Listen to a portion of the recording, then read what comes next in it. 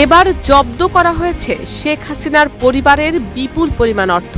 সাবেক এই প্রধানমন্ত্রী ও তার বোন শেখ রেহানা, ছেলে সজীব ওয়াজেদ জয় ও মেয়ে সাইমা ওয়াজেদ পুতুলের স্বার্থ সংশ্লিষ্ট ৩১টি ব্যাংক হিসেবে ৩৯৪ কোটি ৬০,৭৩,০০০ টাকা অবরুদ্ধ করা হয়েছে।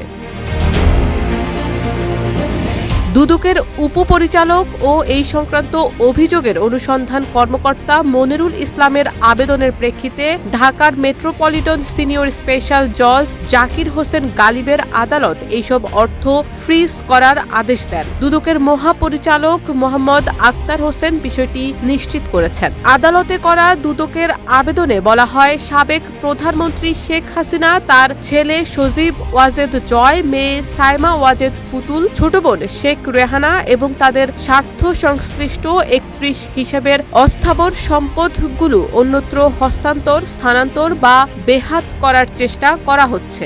দেশ জুড়ে তোলপাড় ওয়ালটন ফ্রিজ কিনে আপনিও হয়ে যেতে পারেন মিলেনিয়ার। অভিযোগের সুষ্ঠু তদন্তের স্বার্থে এসব হিসাব অবিলম্বে অবরুদ্ধ করা আবশ্যক।